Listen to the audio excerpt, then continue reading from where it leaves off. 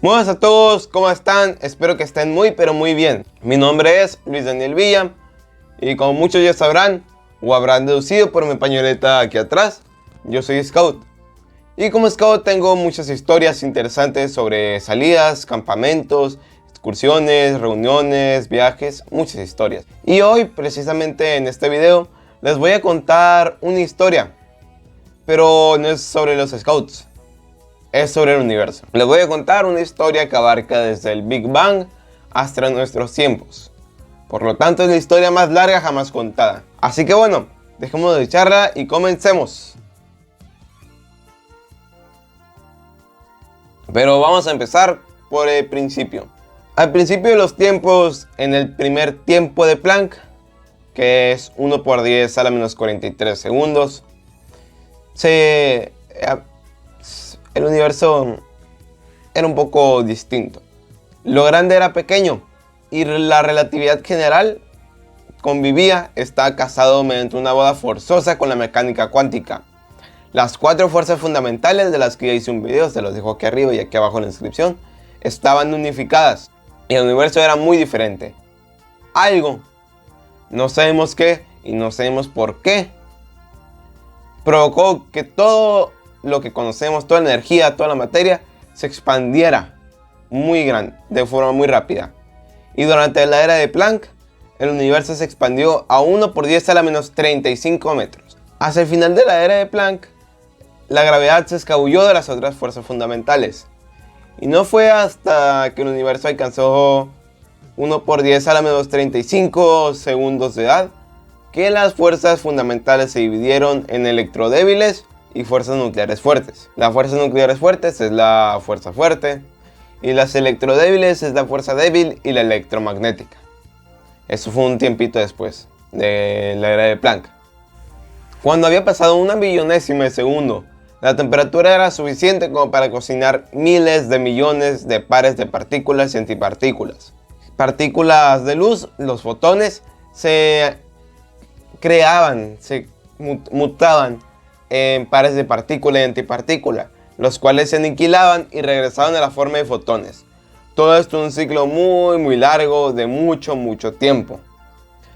Miles de millones de partículas fueron creadas y aniquiladas en ese corto lapso de tiempo. Y aquí se dio una simetría del tipo 1000 millones y uno de partículas de materia y 1000 millones de partículas de antimateria. Fue gracias a ese uno más que todos nosotros estamos aquí. Ese uno más es toda la materia que nosotros podemos ver. También en ese tiempo la distancia entre quarks unidos entre sí y quarks separados rivalizaban, lo cual genera un estado de la materia muy poco común llamado caldo de quarks y gluones, el cual fue detectado por primera vez en 2002.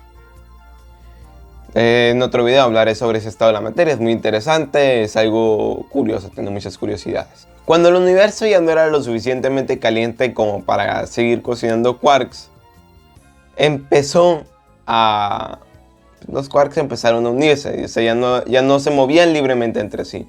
Ahora los quarks se unían y formaron hadrones, formaron mesones y bariones. Y la aniquilación entre quarks y antiquarks pasó de ser de hadrones y antihadrones. Pues no hay mucho que decir, aquí se formaron los protones y los neutrones, que hoy en día componen toda la materia que conocemos.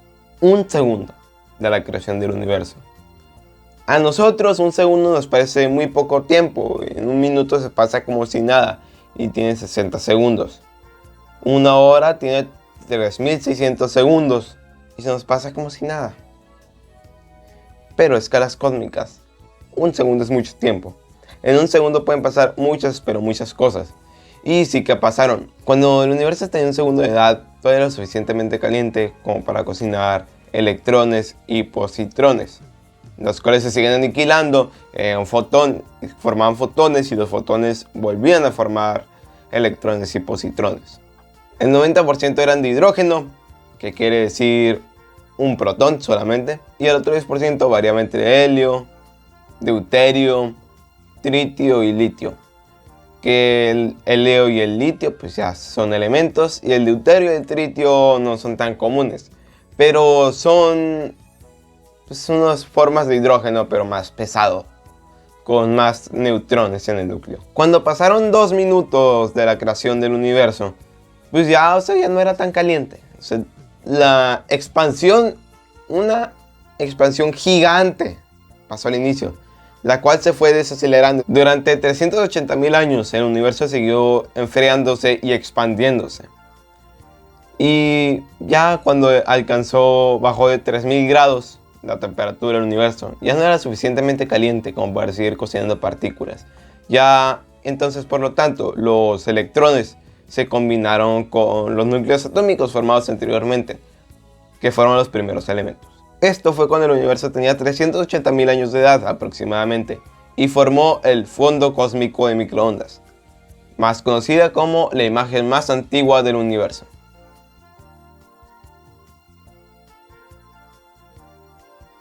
Durante los primeros 1000 millones de años sucedieron momentos clave para el resto de vida del universo. Toda materia se gravitaba hacia concentraciones masivas, que es lo que vienen a ser las galaxias más antiguas. Ahí se formaron estrellas muy pero muy grandes, algunas hasta con 1000 veces la masa del Sol. Esto es lógico porque había mucho más hidrógeno, por lo tanto al haber más hidrógeno se podían hacer concentraciones más grandes y formar estrellas mucho más grandes. Y la mayoría de estas estrellas eran de color azul. ¿Por qué? Porque las estrellas más grandes y más calientes son de color azul. Haré un video hablando sobre las estrellas.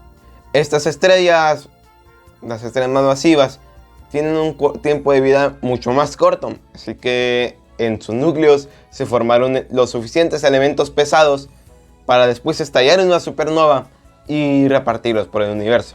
De ahí vienen elementos como el oxígeno, el carbono, el hierro, el titanio, muchos elementos más. Cuando el universo tenía aproximadamente 9.000 millones de años de edad, esto ya no podemos decir que es muy poco tiempo, porque sí es mucho tiempo, 9.000 millones de años de edad.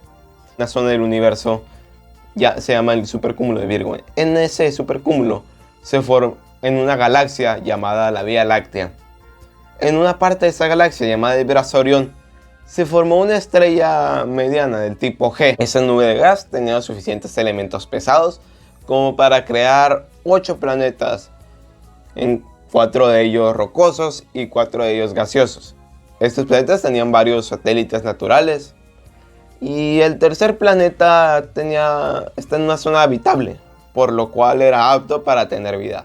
Aunque a sus inicios esto no parecía, ya que tenía mucha actividad volcánica. El planeta que les digo, el planeta Tierra, hubo ciertos cambios.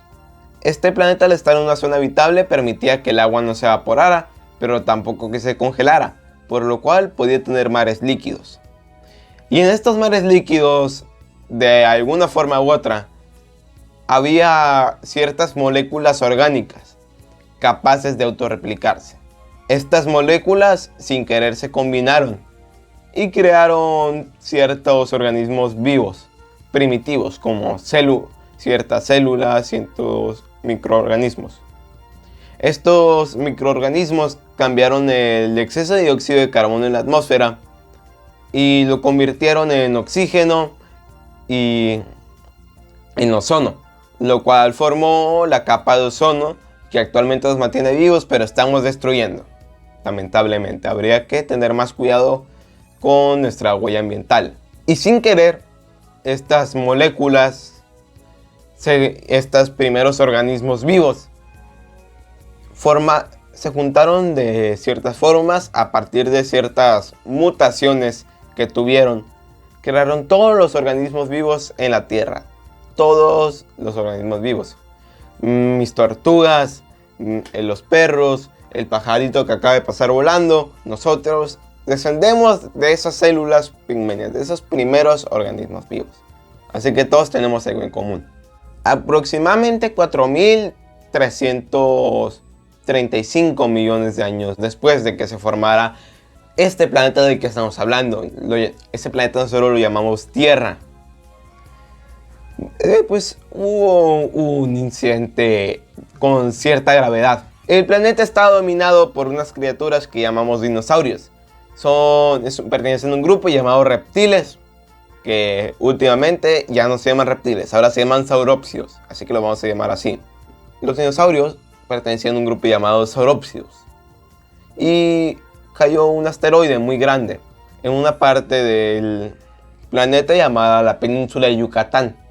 Un asteroide gigante que provocó la extinción en la mayoría de estos dinosaurios.